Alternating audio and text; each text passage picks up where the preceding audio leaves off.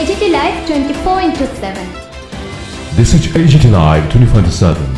অন্যান্য বছরের মতো এবছরও মৈত্রী সংসদের পক্ষ থেকে 21শে ফেব্রুয়ারি আন্তর্জাতিক মাতৃভাষা দিবস উদযাপন উপলক্ষে ব্যাপক কর্মসূচি গ্রহণ করা হয়েছে।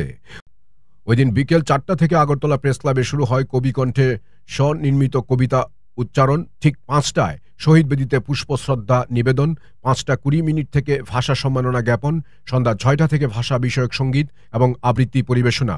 অনুষ্ঠানে সভাপতিত্ব করেছেন মৈত্রী সংসদের সভাপতি ডক্টর দেবব্রত দেবরায়। আলোচক হিসেবে উপস্থিত ছিলেন অধ্যক্ষ নির্মল ভদ্র, এমবিবি মহাবিদ্যালয় আগরতলা এবং আগরতলা প্রেস ক্লাবের সভাপতি জয়ন্ত ভট্টাচার্য। অনুষ্ঠানে দুজন বাংলা ভাষার অগ্রণী গুণী শিক্ষককে মৈত্রী সংসদের পক্ষ থেকে ভাষা সম্মাননা জ্ঞাপন করা হয়েছে। রাজ্যের বর্ষিয়ান ভাষা শিক্ষক, কবি ও সাংস্কৃতিক ব্যক্তিত্ব অনিল কুমার নাথ এবং বাংলা ভাষা ও সাহিত্যের কৃতি শিক্ষক অনাদি চৌধুরী, রাজ্যের খ্যাতনামা সঙ্গীত শিল্পী অমর ঘোষ, পুষ্পিতা চক্রবর্তী, অপর্ণা চৌধুরী, গৌর দাস, নিরঞ্জন অধিকারী সহ মৈত্রী সংসদের অন্যান্য বিশিষ্ট শিল্পীরা ভাষা দিবসের অনুষ্ঠানে সঙ্গীত পরিবেশন করেছেন। মৈত্রী সংসদের পক্ষে অনুষ্ঠানের যুগ্ম আহ্বায়ক বাচিক শিল্পী অশোক মোদক এবং সঙ্গীত শিল্পী পিনাকি বণিক রাজ্যের সমস্ত অংশের লেখক কবি শিল্পীদেরকে মহান 21শে ফেব্রুয়ারির অনুষ্ঠানে উপস্থিত থাকার জন্য বিশেষভাবে ধন্যবাদ জানিয়েছেন। এ উপলক্ষে বলতে গিয়ে এমবিবি কলেজের অধ্যক্ষ ডক্টর নির্মল ভদ্র বলেছেন, আন্তর্জাতিক মাতৃভাষা দিবস শব্দটার মধ্যে একটা বিশালতা, একটা গভীরতা আমরা দেখতে পাই। মানব সভ্যতার বিকাশে ভাষা একটা বিশেষ স্টেপ। সভ্যতার বিবর্তনে আমরা দেখেছি মানুষ স্টেপে স্টেপে বা ধাপে ধাপে তার অগ্রগতিকে এগিয়ে নিয়ে গেছে। যেমন আগুনের আবিষ্কার মানব সভ্যতার একটা বড় চেঞ্জ, ঠিক তেমনি মানব সভ্যতা সূচনা ভাষা একটা গুরুত্বপূর্ণ ভূমিকা আছে। প্রাণীরা তো সবচাইতে বেশি ঐক্যবদ্ধ, মানুষ ভিন্ন। যেমন আমি এক পাখি, তাদের কথা বলি, তাদের একটা কিচির মিচির সবাইকে সবাই চিনতে পারে। একটা পশু, একটা শ্রীগাছ, তার একটা আওয়াজে তার পুরো কমিউনিটিকে একত্রিত করতে পারে। মানুষও একসময় সেই স্টেজে ছিল।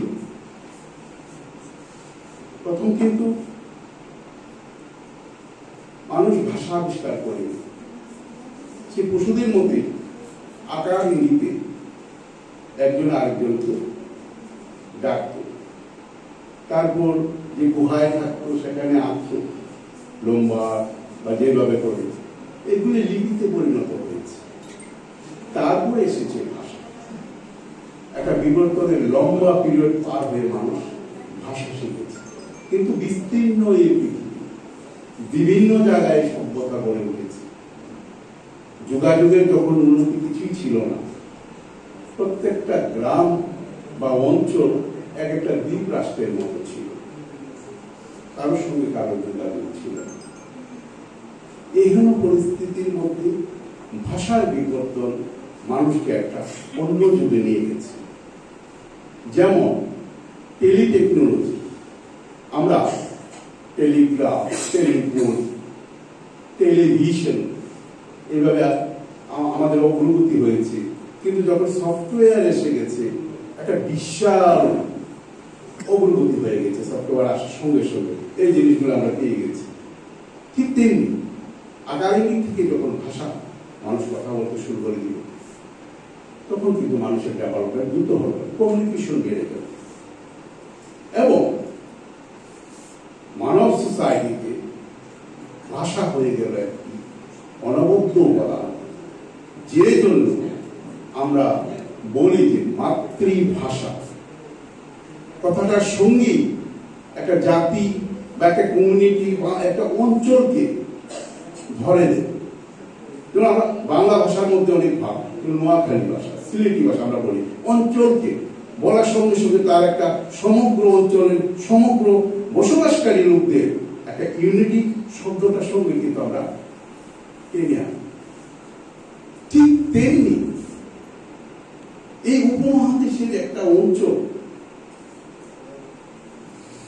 যার নাম বঙ্গ, এটা বিভক্ত হয়ে বাংলা, বাংলাদেশ, পূর্ববঙ্গ, পশ্চিমবঙ্গ অনেক কিছু হয়েছে, যেটা আনডিভাইডেড বেঙ্গল, আসামেরও কিছু অংশ, বর্তমান বাংলাদেশ, পশ্চিমবঙ্গ, বিহার, উড়িষ্যা, এই সব কিছু কিছু অংশ নিয়ে ছিল অবিভক্ত বঙ্গ।